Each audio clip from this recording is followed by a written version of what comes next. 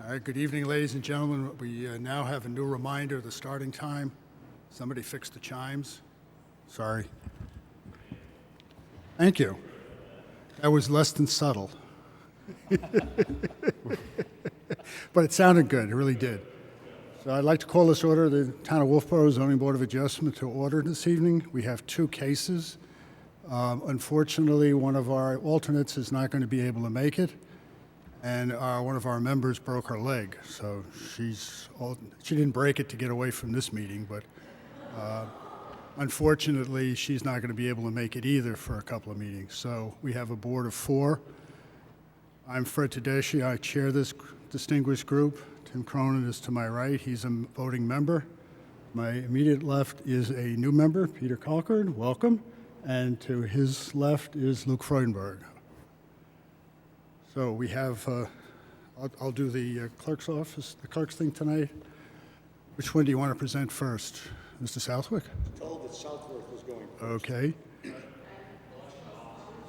Oh, I'm sorry. We originally were planning to elect officers this evening. However, in view of the fact that Sarah is not going to be able to make it tonight, we thought we ought to have but don't get too comfortable. We thought we ought to postpone the election until next month. And as our plan of operation, in fact, permits us to continue in office until our duly elected replacements are elected. And since we haven't had an election, I guess you're stuck with me for another meeting anyway. Okay. So without further ado, Mr. Walker, I'll read the initial notice here. This notice is tax map 149-20, case number 11V-18, applicant Michael Southworth.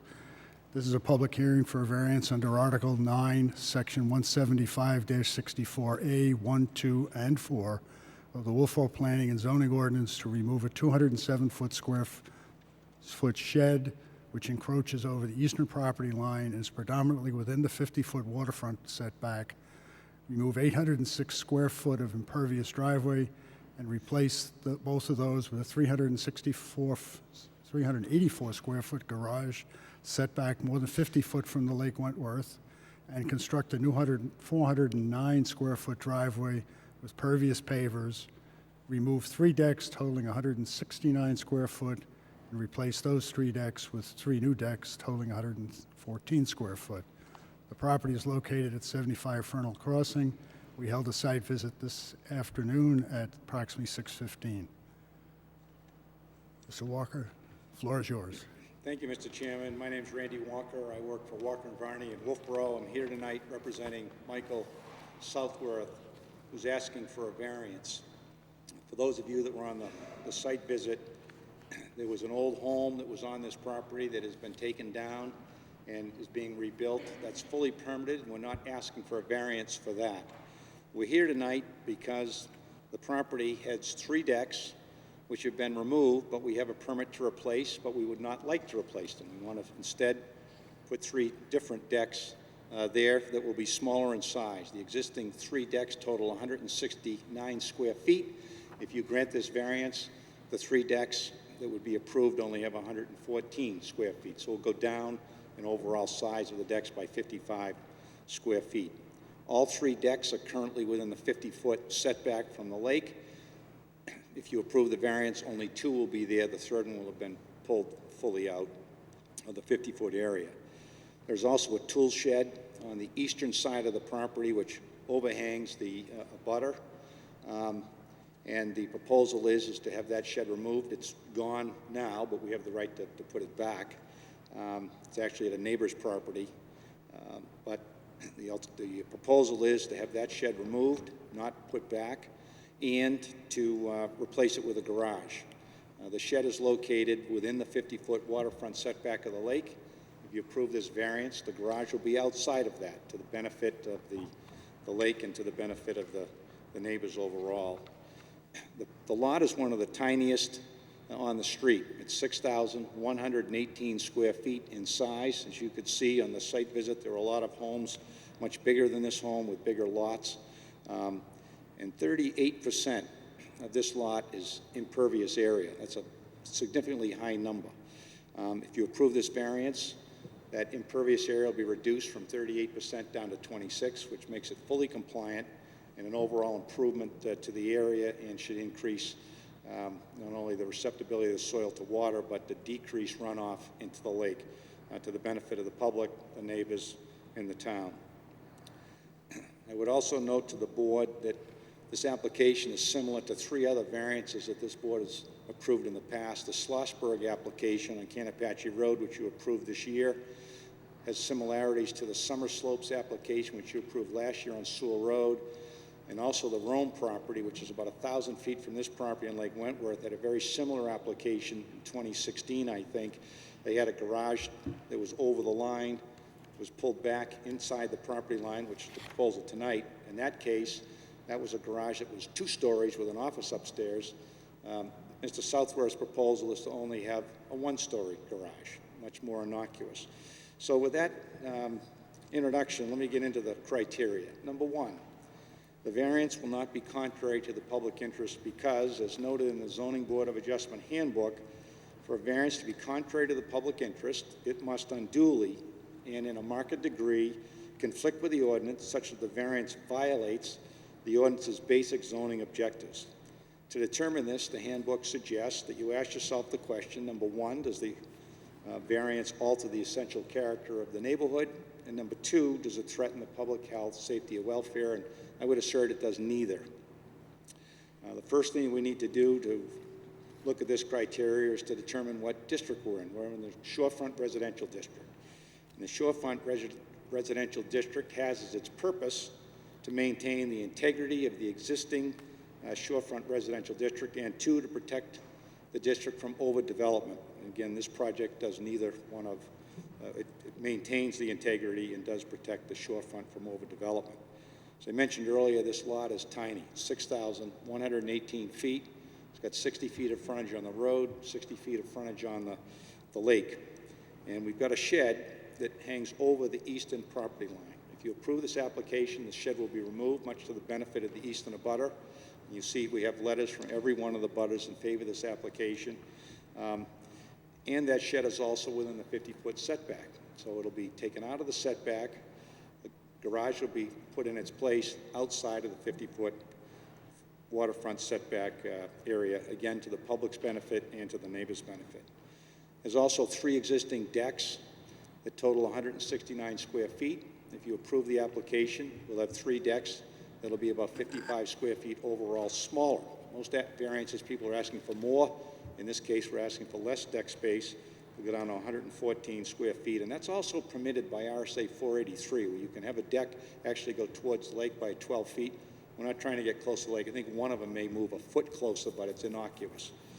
And also, as I mentioned earlier, the pervious area will be increased, so the impervious area is decreased from 38% to 26%. Specifically, 2,300 square feet of the 6,100 is impervious area. If you approve this application, we'll reduce the impervious area by 933 square feet down to 1,596, making it fully compliant with the pervious area requirements, which is 30%. He didn't just, cut it right to the edge, keep it at 29.9, brought it down to 26%. So basically, to meet that first criteria, we're not altering the essential residential character of the neighborhood at all. Property is residential now, will continue to be used residentially. It will also not threaten the public health, safety, or welfare. If anything, will improve the public health, safety, or welfare by improving stormwater drainage and the amount of pervious area. Requirement number 2 is that the spirit of the ordinance is observed because, again, as noted in the Zoning Board of Adjustment Handbook, it's related to the first criteria. It will not alter the essential residential character of the locality nor threaten the public health, safety, and welfare. So I've indicated that it's a residential neighborhood. The property is going to be used residentially, so it's consistent with that. And given the increase in pervious area and decrease in the deck size, it will improve public health, safety, and welfare, all of which are consistent with the spirit of the ordinance. Number 3, substantial justice is done because, as suggested again in the Zoning Board of Adjustment Handbook, perhaps the only guiding rule is that any loss to the individual that is not outweighed by a gain to the general public is an injustice. So it's basically a balancing test that the board has to apply. It's like a seesaw, but I think in this case it's win-win. You're both on the downside of the seesaw. The applicant, from his perspective, will get 3 decks and a better configuration for him. He'll also have a garage, which is better. From the public's standpoint, because the overall deck square footage is being reduced from 169 feet to 114, that's a benefit to the public. It's also a benefit to pull the shed out of the 50-foot area where the garage is fully compliant and doesn't have even a single foot in the 50-foot setback area. And because of the increase impervious area. And one of the ways that Mr. Southworth is proposing to improve the pervious area, he has roughly 900 feet of impervious driveway. We're going to cut that driveway space in half and put in pervious pavers for about 400 square feet. So that's a benefit to the public, and again, substantial justice will be done. Number 4, that the value of surrounding properties will not be diminished. We don't have any neighbors speaking against this project. Again, you've got letters in the file from all the neighbors. They don't believe that in any way this will be a diminution in the value of their property. Mr. Southworth has done an excellent job, I'll say, politicking with his neighbors, talked to them about the project. If they had any concerns, some of them did. He addressed those before this application was submitted and did a really nice job to make sure that he could accommodate the neighbors. Not that that's a requirement, but it never hurts to have the neighbors in favor of the project. And then number 5, literal enforcement of the provisions would result in an unnecessary hardship because of the special conditions of this property. And I think there's 4 special conditions that this property has. Number 1, it's the smallest property in the neighborhood. It's the only one that has 6,118 square feet or less. It also has a shed encroaching over the line. We don't believe any of the neighbors have any encroaching structures. And again, if you approve this application, that shed will be removed completely inboard to the property and replaced with a garage. 3, this property uniquely has 3 decks. No other property in the area has got 3 decks, all of which are located within a 50-foot waterfront setback, which is generally a no-no. And when we get approved, only 2 will be, the 3rd will be completely removed. And then the only lot, I believe, on the street that has over 30% impervious area, and again, if you approve this application, that'll be decreased. So there's 4 special conditions of this property that make it unique. And if you look at those 4 special conditions, I don't believe that there's any fair or substantial relationship that exists between the purpose of the ordinance to the application and the specific application of that provision to this property.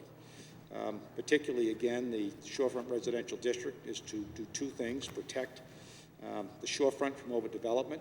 This does that by reducing the overall amount of impervious area, and 2, it protects the integrity of the district, which will be unchanged completely. And then number 3, the proposed use is reasonable. Again, for a Lake Wentworth waterfront property, Mr. Southworth is trying to use it for Lake Wentworth waterfront purposes, residential purposes. He's not trying to do something commercial. He's not trying to have an office.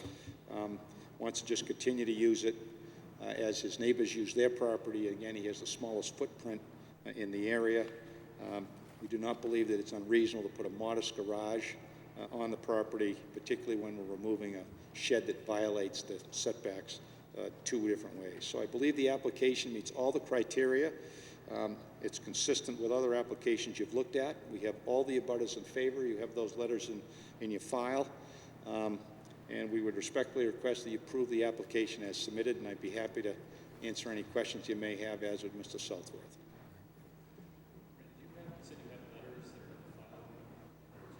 The board has them all. Yeah. The chairman has originals, I believe, and board members have all of those.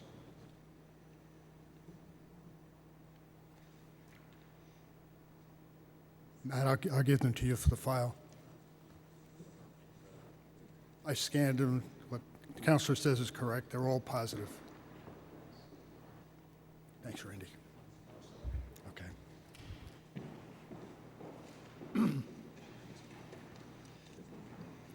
Hey. Thank you. Any questions for Mr. Walker? No? Hey. Thank you. Anyone else wish to speak in favor? Anyone wish to speak against? Okay, I'll close the public hearing and we can discuss it amongst ourselves. We typically go through each of the criteria, discuss it among ourselves, and come to a determination. Peter and Tim and I had the opportunity to have a tour of the property this afternoon. I think from our view of it, we can confirm that what Attorney Walker is saying is correct, that the net result will be a reduction in impervious surface area, will be a reduction in the square footage taken up by buildings within the 50-foot waterfront. And the plan to replace a driveway with pervious structure also appears, although it hasn't been finished, appears that's in place too. So, And eliminate the encroachment on the neighbor.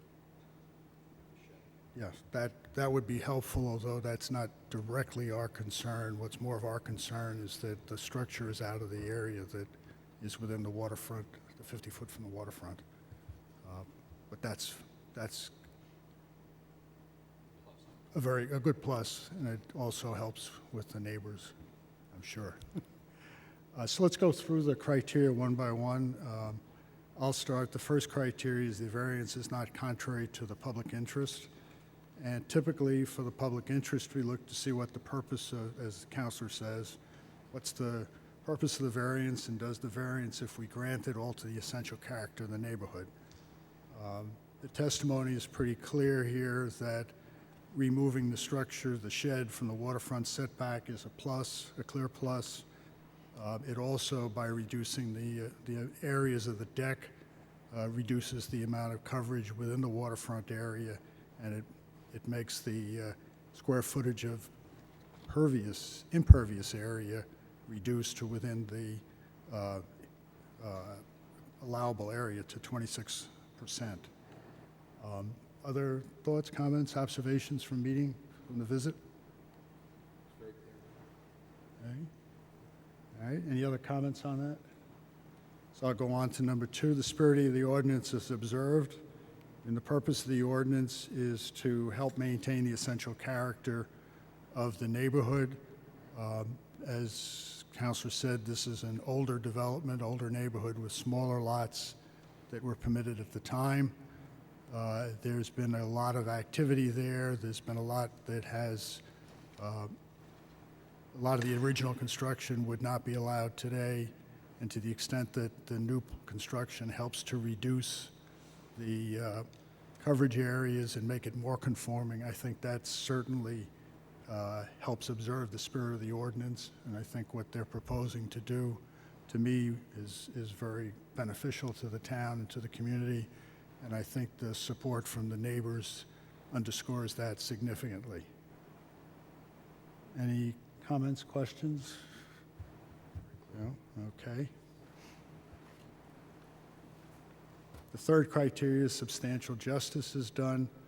I think the guiding principle here, which is not all that clear, but has been expressed in terms that the loss to the individual should not be outweighed by a gain to the general public. Anything that isn't is an injustice. And I think here clearly there is no loss to the individual. The individual, Mr. Southwick, is making a much more conforming property here. The driveway will be pervious. He's reducing the deck area, and he's removed the shed from the waterfront setback area. So to me, I don't see any positive impact to the town by denying the variance. In fact, I think it's clear that there will be a positive impact to allow this to happen. Comments? Questions? Okay. So we're three for three. The value of the surrounding properties will not be diminished. There's been no testimony, which is what we usually look for from real estate or other experts, that say if we allow this, the value of the properties in the surrounding area will be diminished. As a result, I think we can find that clearly that's not going to happen. And from the letters that we received, it seems to be that this is going to support the values in the area. Any other comments or? We'll do nothing but Increase the value. Yes. And 5, finally, the literal enforcement of the provisions of the ordinance would result in an unnecessary hardship. This is clearly one of the smaller lots in the neighborhood. We have had at least one in my few years on this that's of also similar small size, but I think was actually a little bit larger. This will tend to remove the decks that are in some part of the decks that are in the setback areas. So the special condition that I see here is this is one of the smaller lots, and an effort is being made to make it much more conforming to the ordinance. I don't see any fair and substantial relationship between the purpose of the ordinance and the denial of this request. The purpose of the ordinance is to maintain the integrity of the existing shorefront residential district and to protect the shorefront from overdevelopment. If anything, this application will help to reduce the overdevelopment on the shorefront. And it certainly provides less dense use of the 50-foot waterfront setback and provides more overall pervious area.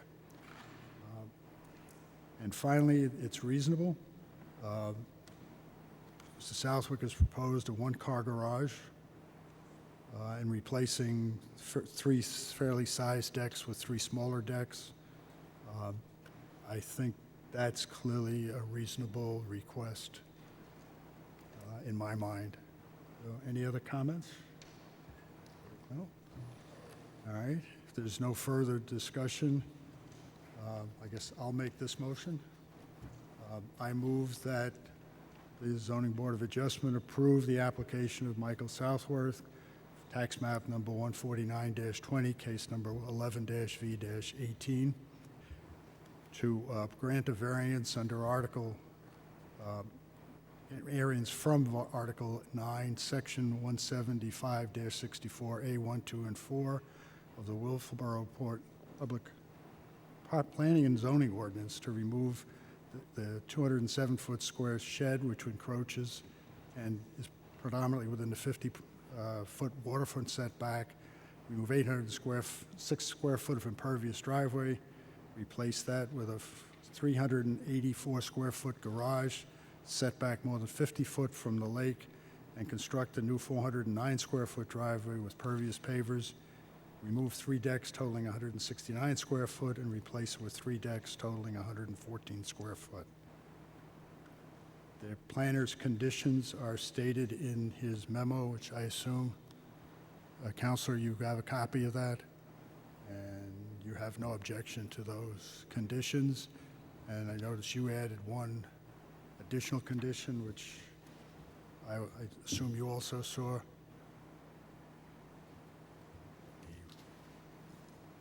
Find that. Due to the proximity of the proposed garage to the side setback, I would recommend in this case that the board add a condition number 7 for foundation certification, particularly in this case because the surveyor has already worked on the property. Foundation certification will be relatively easy for the applicant, so I would recommend that as a condition number 7. I'd also note as well that condition number 1, which included 2 plans, the existing condition and the proposed condition, I would just amend that to be a date of June 1, 2018. These are actually revised plans that we received from the applicant, so I would just amend that first condition as well and consider a 7th condition of foundation certification. Okay. Thank you, Matt.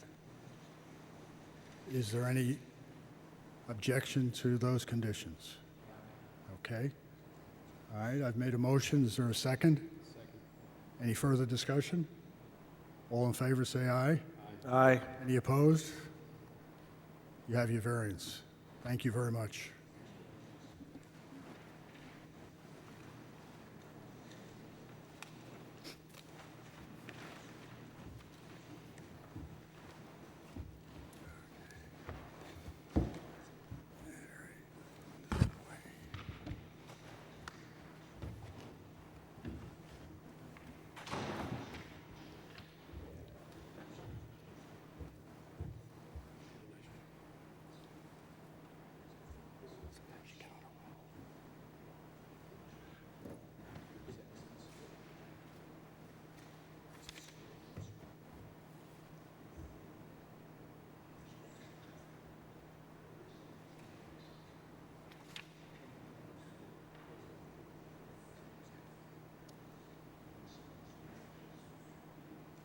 So what are we going to have for dessert?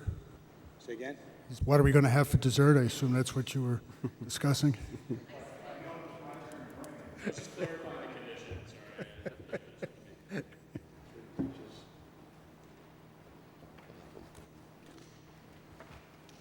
Okay.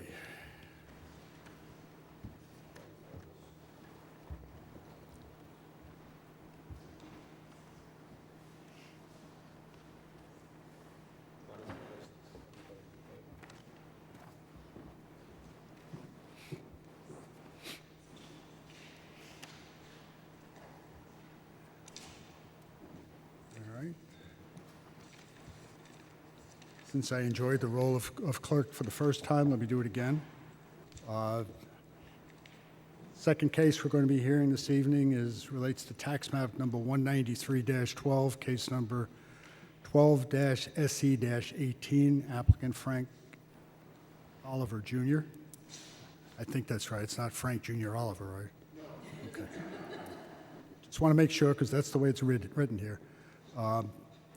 It's a public hearing for a special exception under Article 10, Section 175-43, the Wolfeboro Planning and Zoning Ordinance to allow for the expansion of a 780-square-foot cabin by 25%, which resulting from a 195-square-foot addition.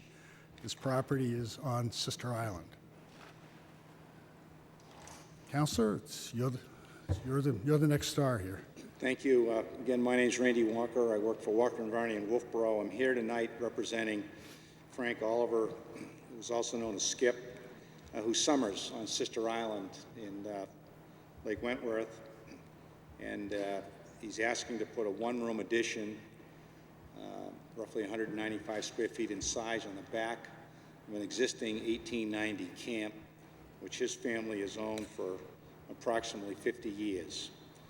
This property, or this building, has had zero adjustments from what we could see for over 100 years. So we're asking, a 100-year period, can we put one room on the back, please? I wish that were the rule everywhere. So in the application, we indicated that the current house size is 780 square feet. By special exception, we can increase that by 25%, which is where we get the 195 square foot room, roughly a 14 by 14 room on the back. I had some pictures for those of you that were unable to see the camp that will show where that 14 by 14 room would go on the back side. The room that we're proposing to add is within the 50-foot setback, because the entire camp is within the 50-foot setback, but we're keeping it as far away from the lake as we possibly can. And Skip did the best he could to keep it as far away from the Stein or the western side of the property and away from the 20-foot setback. You'll notice, if you look at the plan that we submitted, that the camp is like 3 feet off the property line.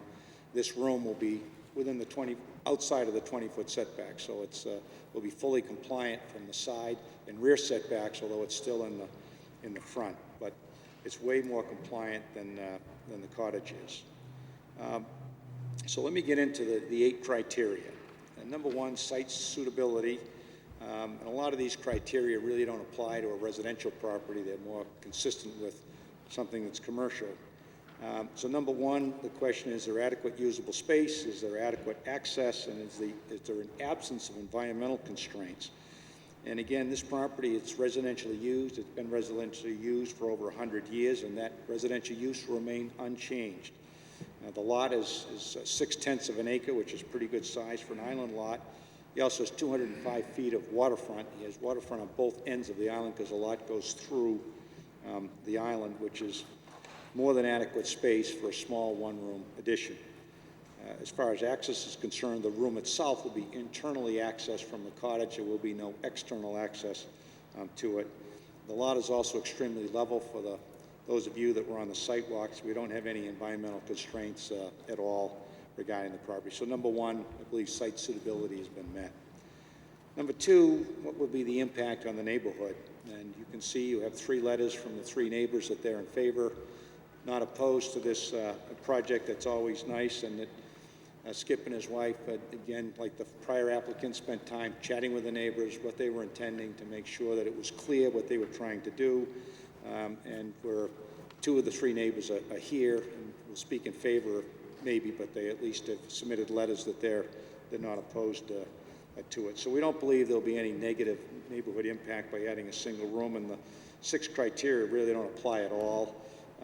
Excessive trip generation, it'll be not applicable. Noise or vibration, not applicable. Dust, glare, or heat, not applicable. Smoke, fumes, gas, or odors, not applicable. And there'll be no inappropriate hours of operation, particularly when you don't have electricity on an island. You usually go to bed pretty early. Number 3, will this create any kind of an undue nuisance or serious hazard to pedestrian or vehicular traffic? Well, again, being on an island, we don't have problems with pedestrians. We don't have a traffic problem, particularly internal to the island, so this section really is totally inapplicable. Number 4, availability of public services and facilities. Although those on the island may appreciate some public services, they have none. There's no electricity to the island, no town sewer, no town water, so these sections really don't apply at all, so the lack of services will continue to remain after the lack, even if the room's put in, the services won't be impacted at all. Number 5, the appropriateness of the site plan. Site plan was submitted.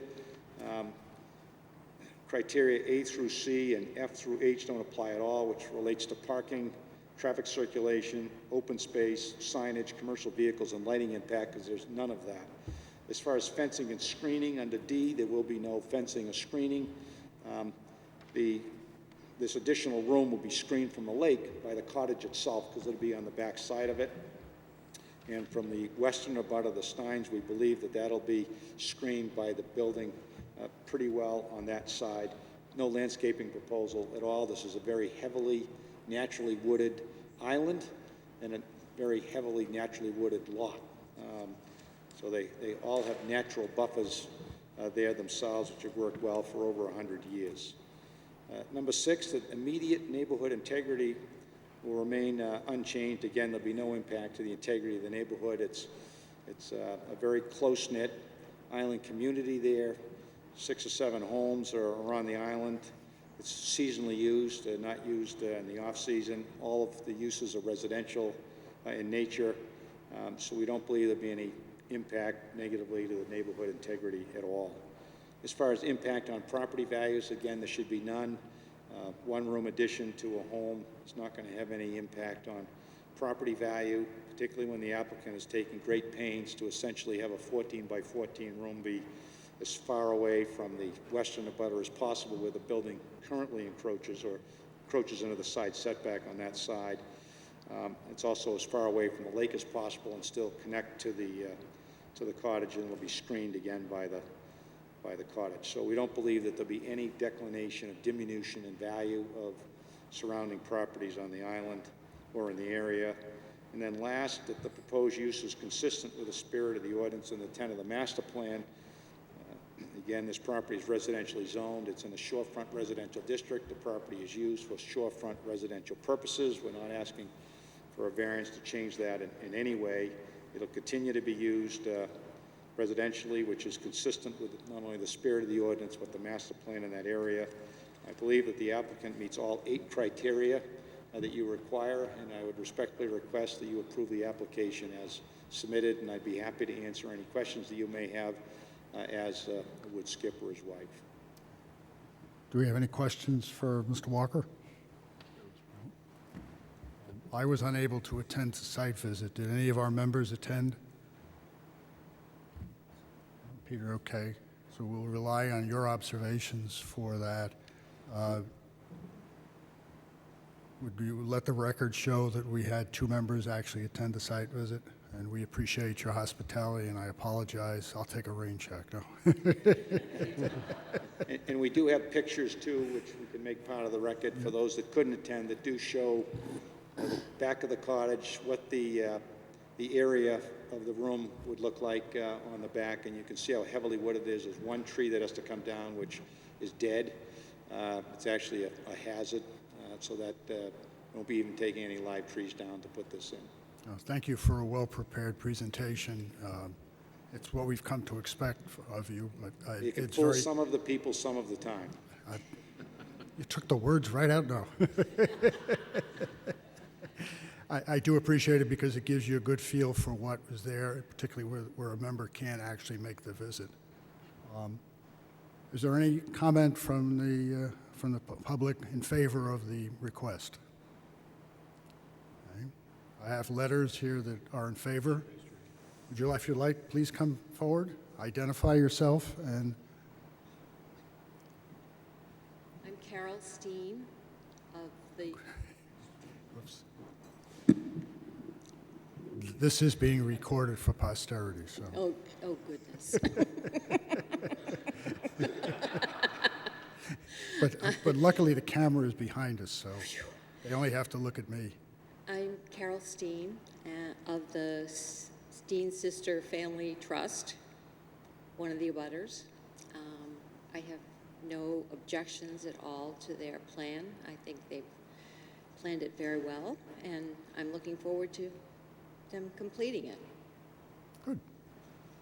And especially to the barbecue that celebrates that? Especially to the barbecue that celebrates Yeah. completion. Any other comments in favor? Okay, seeing no other movement for comments in favor? Sure, please, Phil. I'm Bill Durfee. I'm in cabin number 3, which is immediately to the south of the Olivers, and we've had nothing but good relations with the Oliver family for 50 years now, and we too support their plans and look forward to their completion. Thank you. Okay. All right, and anyone wishes to speak in opposition? Okay, seeing no further folks here who would possibly be opposed to it, I'll close the public hearing. Since this is a slightly different request, we have different points to talk about. So I'll go through them and we can have our comments, and I appreciate the two, Peter and Tim, if you have anything to add as I go through it from your actual visit, please feel free to do so. The first thing we consider is whether the site's suitability, is there adequate usable space, adequate assets, access, is there any environmental constraints, steep slopes and all that sort of thing. From the pictures that were presented and from the diagram, it appears that the change here is going to be very minor, will have virtually no, if any, impact on any of the items that we were supposed to consider. From the site visit, did you see anything different? No, this addition is very small, and it's on the rear of the house, and it's not going to increase any of the pre-existing nonconformity. Right. Peter? Okay. Luke, any question? Are we all set? Okay. And the one tree removal was hit by lightning, so it's the one that's in the square right here. Ah, okay. So that would be coming out. It's dead right now. Okay. Immediate impact on the neighborhood. I agree with Counselor that most of these are totally irrelevant to a residential, particularly an island. Construction, from the presentation and from what I see from the representations, I see nothing here except perhaps the inappropriate hours of operation because you now have another room for one more person, another partier. Any observation? Very quiet out there today. We didn't even see another soul. But wait till Except Skip, our captain. wait till tomorrow now. Okay.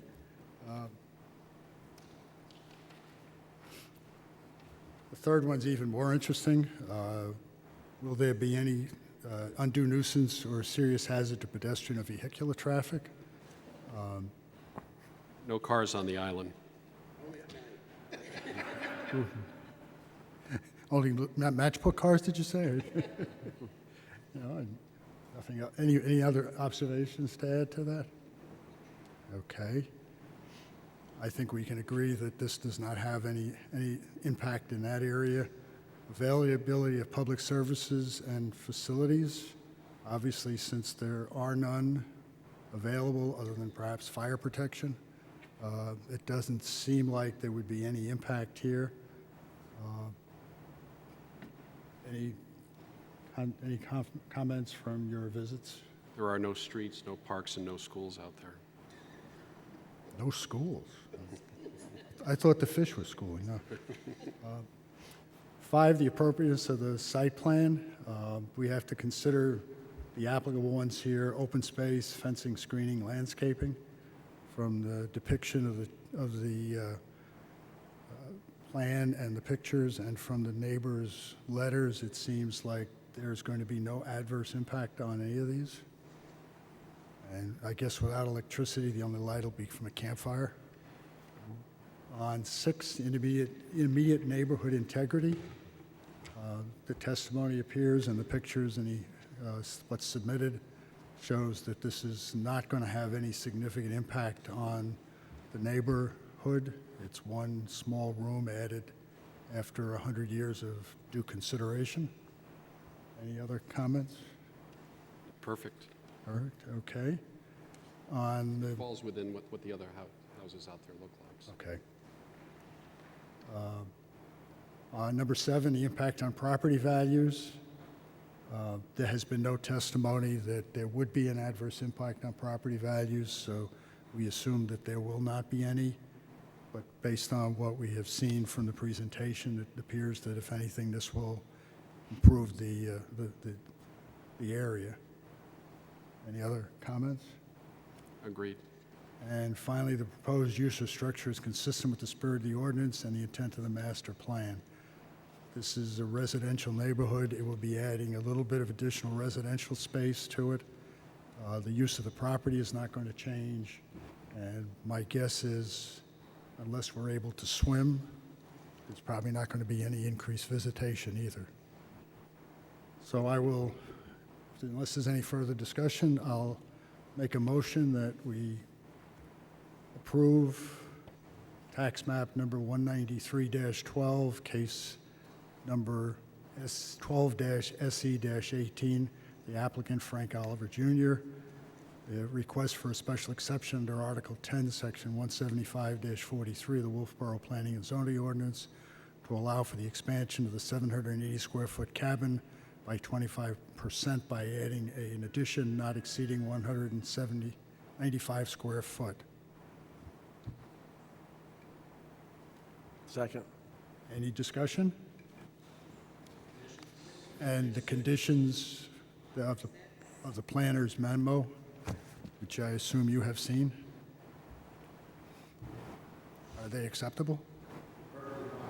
Okay. Thank you. Any further discussion? I'll call for a vote. All in favor? Aye. Any opposed? Thank you very much. And I do appreciate the humor on directions of how to get there. It's the nicest way I've been told to go jump in a lake in a long time. I'm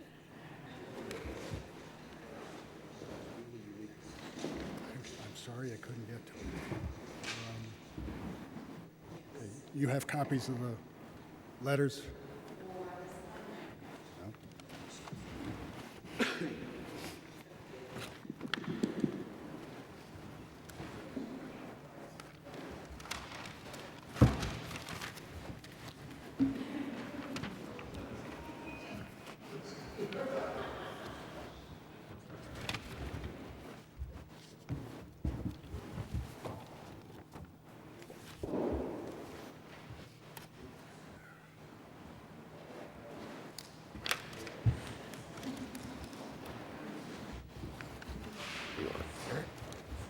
And for the originals?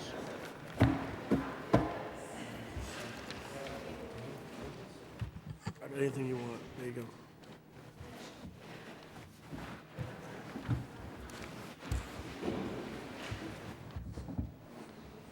Did you need a set of photos?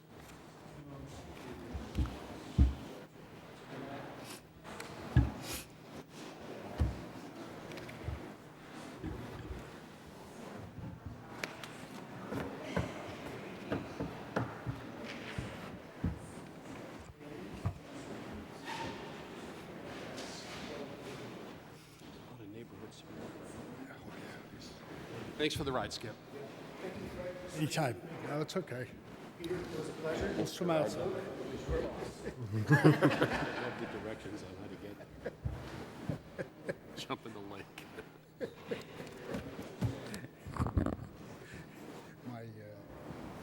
have an answer machine on the lake, and it says, we're sorry we couldn't get your call. Last call I called was go jump in the lake, so I thought it was a good idea. We come back and dry off, we can get back to you if we feel like it. Okay, so the last item for this evening, you're all welcome to see how the final act is, but I don't take offense if you decide. Got to get back. Do you have a light on that book? Got to get going. All right, we have the minutes of the regular meeting of May 7th to consider. They were in your package. I know you all studied them carefully. I go through these. Sorry? So that's all on purpose? There you go. So, page 1, any comments, changes?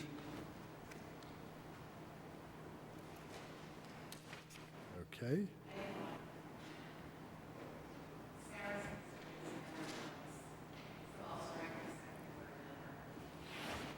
Oh, okay.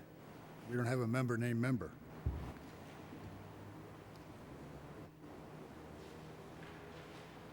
All right.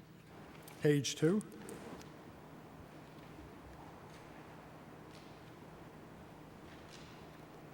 I just had one observation as I think the last sentence of the first paragraph is accurate, that there was a representation that the first floor of the structure would be used by the owner for storage of private vehicles. But I think during the meeting, he said that he was not planning to do that he was planning to try to rent it, and then any rental would be subject to whatever ordinances the town had. And he said that there was no way to get a car in the building. Yeah. So, So I don't know whether we probably should make note of that, because he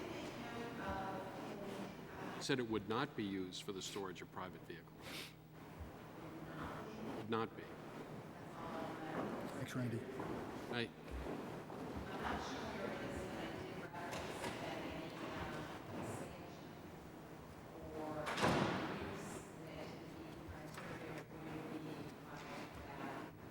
Yeah, and yet that's the last sentence of the second paragraph. But I think maybe we want to consider putting a sentence in there that says Mr. Shaughnessy, something like, Mr. Shaughnessy noted that he has no immediate plans to use the first floor as part of his business. However, if it will be used in the future, it will be, a variance would be applied for if necessary, something like that. Because I think we want to make clear that he was not planning to use it, so that doesn't remain a part of the application.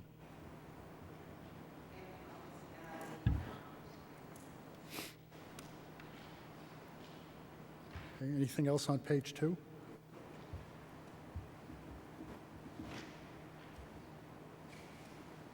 Page 3. The only thing, I had two issues in F. Adequate parking exists and no signs will be installed for this use. And then under G, I think we need to pick up the word "and," move it to the left so it appears between the words building comma and the word "the." So improvement of the appearance of the building and the fact that it will no longer be vacant will have a positive impact.